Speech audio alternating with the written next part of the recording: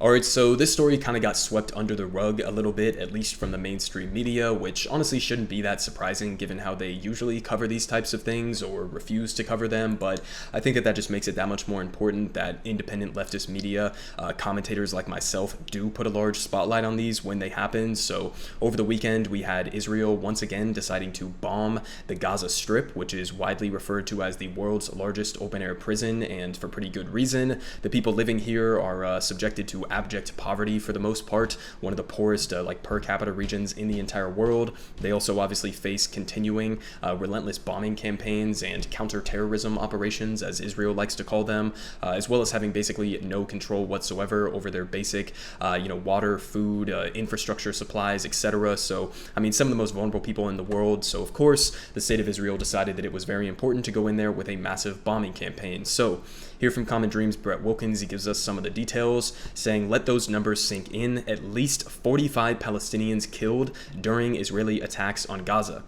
So he says dozens of people were killed and hundreds more were wounded during Israeli attacks on the besieged Gaza Strip over the weekend, Palestinian officials said, as Israel and the militant resistance group, the Palestinian Islamic Jihad, declared a truce late Sunday night. So good, I guess, that they have a truce and that this isn't going to be a weeks-long bombing campaign as it has been in the past. But they continue saying the Palestinian Ministry of Health said Sunday that so far 44 people, including at least 15 children and 4 women, died during the 66-hour Israeli onslaught, officially called Operation Breaking Dawn, in which militants also reportedly fired at least hundreds of rockets at Israel, resulting in 3 light injuries. And the ministry said that 360 other Palestinians were wounded during the attacks, which ended with the 11:30 p.m. truce. So a couple of different important things to point out here to give a little bit of extra context. So number one, they point out that the PIJ fighters fired reportedly hundreds of rockets at Israel. Keep in mind, Israel has the Iron Dome defense system, which is largely funded by the United States, which basically intercepts like over 90% usually of the rockets that are coming from Palestinian territories into Israel. So that's the reason why you would have hundreds of rockets fired, but only like 3 light injuries. Another reason why there's less casualties on this side is that, these fighters in the PIJ or any of these Palestinian resistance groups, they don't have the same type of military high-tech hardware that Israel has at their disposal. So, these PIJ fighters, nobody likes when you target innocent civilians. Nobody likes when there's casualties within civilian populations at all from any sides. But you have to understand the dynamics here that on the one hand, you have these PIJ fighters who are basically using like bathtub rockets or, whatever they have at their disposal in order to, fight back against Israel. But on the other hand, you have the state of Israel, which is backed by the most powerful and well-funded military apparatus in the history of the planet with the United States. So, I mean, the gap in power here, the gap in military capabilities is completely one-sided. It's not even remotely close or comparable here. So again, when they point out that they fired hundreds of rockets, yet there's only 3 light injuries, that's pretty much why. And again, you see the discrepancy here with 360 casualties on the Palestinian side. So, I mean, again, the death and destruction is pretty disproportionately coming from one side, but they continue here with a statement from Jihad Abu Salim, the education and policy coordinator at the American Friends Service Committee, who said 15 kids born into a brutal blockade, their lives defined by wars, bombardments, trauma, fear, poverty, isolation, and dehumanization by the rest of the world. And he says, we failed them during the last war and the wars before. We promised not to give Gaza seasonal attention anymore. The last aggression ended and we forgot about Gaza again. We went back to our work and busy lives like these kids went back to their schools and whatever kids do in Gaza. But unlike last time, this time when we got back to our work and busy lives, 15 kids in Gaza won't go back to their schools and whatever kids do in Gaza. Israel killed them and Israel will get away with it. So pretty bleak stuff there, but he's 100% true. There's never going to be any accountability from the United States, at least not in its current manifestation. I mean, this is something we see across party lines, Democrats, Republicans, independents, doesn't really matter. This is a bipartisan consensus here of just a brazen, knee-jerk, reactionary defense of Israel in basically anything that they do. Good example of this was the recent assassination of Palestinian journalist Shireen Abu Akleh by Israeli snipers. And, we heard all of these statements coming out from the State Department, from Anthony Blinken about, we need an independent investigation. We're going to hold whichever party was responsible for this accountable. And then you get all of these different investigations from, CNN, from sources within Israel like B'Tselem, New York Times, all these different various organizations as well as the State Department themselves that come to the conclusion that Israel did this, and not only did this, but likely did it intentionally, and still absolutely no accountability or even really rhetorical condemnation from the United States in any way, shape, or form. So again, 100% correct that there's not going to be any accountability for this attack or the ongoing apartheid or the ongoing ethnic cleansing of the Palestinian people. But just to put that in perspective here, we have a quote from Joe Biden, who on Monday professed his unwavering support for Israel while condemning the indiscriminate rocket attacks launched by the terrorist group Palestinian Islamic Jihad. Keep in mind, again, indiscriminate rocket attacks are pretty much like the only military capacity that they have. It's not like they have these high-tech jets where they can go in like Israel does in many instances and launch precision rocket attacks, or like long-range artillery capabilities, or any of those things that Israel has in their military. They just don't have that capability. So pointing out that they're indiscriminate, it's like, okay, I mean, yeah, what exactly do you expect them to do? Just sit around and take it every couple of months whenever Israel decides that they need to mow the lawn and kill a bunch of Palestinian children? I mean, again, the dynamic here is extremely one-sided. So, you can spend all day condemning both sides, but if it's an equation where one side is coming to the table with vast disproportionate amounts of funding, of military power, of diplomatic power, etc., then you can't really talk about this as a both sides issue, because it's just fucking not. But they continue. When Joe Biden said that he was condemning the PIJ and also praised the steady leadership of Israeli Prime Minister Yair Lapid. I mean, steady, I guess, in the sense that it's a steady continuation of war crimes and apartheid, but sure, go off, Yair Lapid, I guess.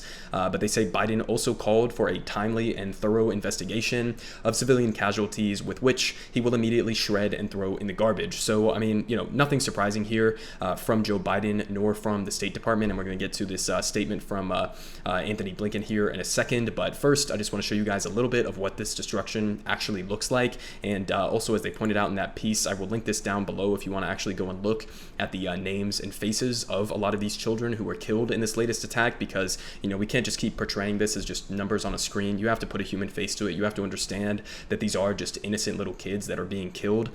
So I'll link that down below if you want to go read more into that. But let's go ahead and see a little bit of what this destruction actually looked like on the ground.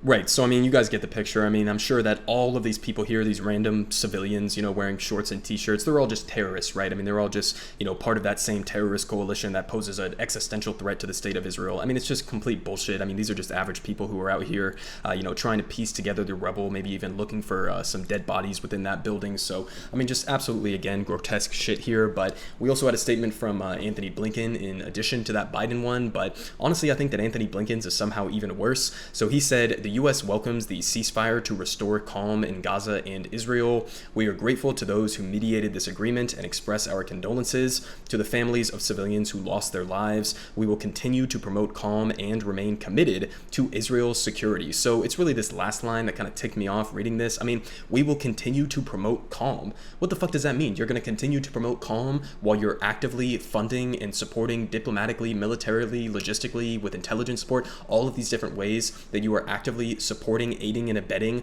one side in this violent situation where you're propping up this government that is an apartheid government according to every respectable agency on the planet, a government that continues to engage in rampant war crimes and assassinations of journalists, and you're claiming that you're promoting calm by doing all of that, by giving all of this support, unchecked, unwavering support to the state of Israel. I mean, just a complete fucking joke. But I think that Asal Rad here put it in perspective, saying Israel repeatedly bombs Gaza, an open-air prison, kills journalists, women, and children, continues its occupation, commits apartheid, has a nuclear weapons arsenal, bombs its neighbors regularly, and assassinates scientists. And of course, the statement from the United States is always just, we will continue to promote calm and remain committed to Israel's security. So it's just completely misframing this, complete bullshit. But, what more could you expect? I mean, again, this is a bipartisan issue that stretches across decades of U.S. foreign policy in the region, effectively effectively the United States is going to let Israel do whatever the fuck they want because they are, an amenable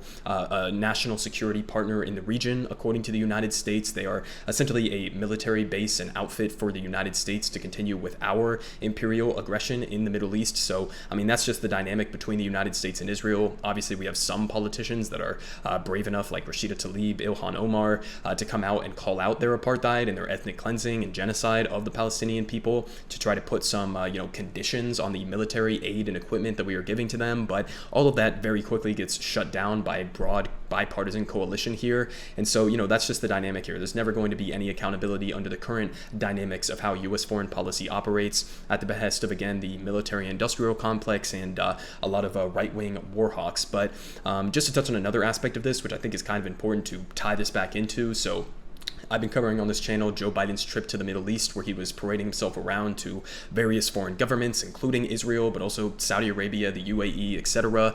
Fist bumped Mohammed bin Salman, the brutal dictator of Saudi Arabia. Of course, again, met with Israel as well. And basically, this was just a continuation of the Trump administration's policy in the Middle East, pushing for the Abraham Accords and bullshit peace agreements that don't even bring Palestinians to the table. It's essentially just a weapons contract between these three countries, and has the potential to drag us into more direct conflicts in the Middle East. I covered on my channel just a couple days ago, Biden did yet another offensive arms sale to Saudi Arabia, directly contradicting what he previously said on the campaign trail and as he was president. So he just did another weapons sale to Saudi Arabia as they are continuing in their genocide in Yemen, continuing to support the state of Israel with unwavering support to continue their ongoing apartheid and ethnic cleansing of the Palestinian people. And at the end of the day, his entire approach to Middle East foreign policy is just completely fucking incoherent, even from the perspective of somebody who wants to disregard human rights and focus just purely on national security for the United States. This agreement, this strategy that he's putting in place here to basically antagonize Iran at every chance that they get, which is also something that Israel is aggressively pushing for years now. They've been doing that. They don't want an Iran nuclear deal or anything remotely close to that. They want to ostracize and push back against Iran's influence in the region. So you're essentially forming a military alliance, a pact between the apartheid state of Israel, the violent dictatorship of Saudi Arabia and the UAE, and you're doing that to put pressure on Iran, which is already completely incoherent because Iran is the country where you were supposed to be continuing the Iran nuclear deal like you promised that you were going to do on the campaign trail. But there's no word of a continuation of the Iran nuclear deal. Continue to escalate tensions with that country while forming alliances with some of the most nefarious countries on the planet. So it's just top to bottom a completely incoherent policy agenda within this region in the Middle East. And again, that's not even just my take. That's the previous take of Anthony Blinken, the current Secretary of State here in the United States, because he wrote an op-ed under the Trump administration where he used to believe that this approach to the Middle East and forming this type of a military alliance would actually result in a greater national security threat than engaging in peace talks with Iran and trying to push forward with the Iran nuclear deal. So even from the ghouls within Biden's administration, they understand how completely incoherent this policy agenda is, and yet they are continuing it because they don't serve the American people. They don't serve our best interests. They serve the military-industrial complex. They serve the lobbying groups like AIPAC as well that have been absolutely torching Democratic primaries recently. We had one example where AIPAC, something that is supposed to be representative of Jewish people and the state of Israel, they literally spent hundreds of thousands of dollars, if not millions of dollars, to unseat one of the only pro-Palestinian Jewish members of Congress. So, that's not about protecting, a Jewish people from anti-Semitism. It's not about, anything like that. It is just to project the military, the foreign policy, agenda of the state of Israel while crushing anybody who dares to question them for even a single second, or to dare to propose conditional aid to Israel. So this is just a reminder again of the ongoing brutality of the United States and Israel's agenda in this region, the continued oppression of the Palestinian people. It's just no end on the horizon whatsoever.